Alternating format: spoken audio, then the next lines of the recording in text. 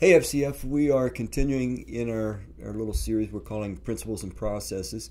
And we had been in 1 Corinthians chapter 1, and we're going to kind of stay there for a bit longer. So let me start by reading today. Paul's writing, of course, to the followers of Christ living in the city of Corinth. And I'm reading in chapter 9, verse 19 through 23.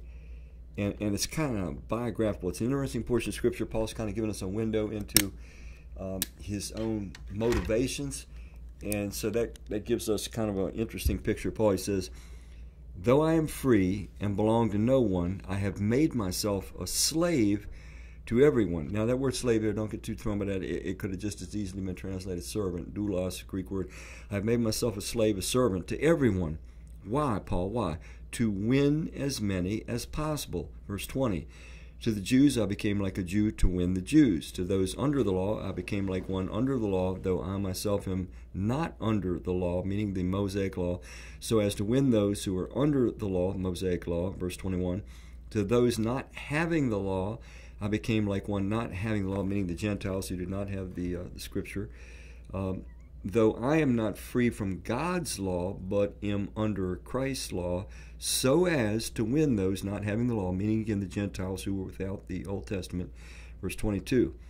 "To the weak I became weak to win the weak. I have become all things to all people, so that by all possible means I might save some."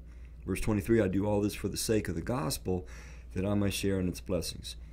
So when you first give a cursory reading of this, it almost sounds like Paul is saying, "Hello, I'm Mr. Chameleon. I just become whatever I think people want me to become." And you could look at that and think, well, gee, he's not being very honest. He's not being very authentic. He's kind of manipulative. He contrives character to win people over. But that's really not what he's saying. When you follow it, he is saying that he was so devoted to reaching people for Christ. He wanted so desperately for people to see the truth about God and the truth about life that he would try to build bonds, try to build bridges, or find a way to connect with people. And one of the ways that he found easiest to connect with someone is by respecting their culture. He said, when I was with the Jews, meaning those that were practicing, particularly the first 5 books of the Bible, the Old Testament, I behaved like them, meaning that he followed their dietary laws and so forth. But of course, when he was out with the Gentiles, he would eat anything. He says, when I'm with the Gentiles who did not have the law of God, the Bible, wouldn't have had the dietary codes and things like that, he says, well, I behaved like them. Now, he didn't mean by that he was immoral. Okay, he was just meaning that he embraced the Gentile or the non-Jewish culture when he was with those that were non-Jewish, and the Jewish culture when he was with those that were Jewish. When he talked about when I was with the weak, I became as weak, he's talking about those whose consciences were easily bothered by things like, let's say, eating meat that had been sacrificed to idols. In these Grecian cities of the day, there was a lot of idolatry, and a lot of the food supply went through idol festivals. You could buy cheap meat after it had been, sacrificed to the idols. And so when he's talking about weak, because he's going to talk about this further on when we get into tomorrow's talk, he means those whose consciences are weak, that, man, I shouldn't be eating food that was offered to an idol, whereas somebody more mature would say, it's just food. It's not good or evil. It's neutral. But some thought, if I partake of this, then this would be deliberately offensive to God.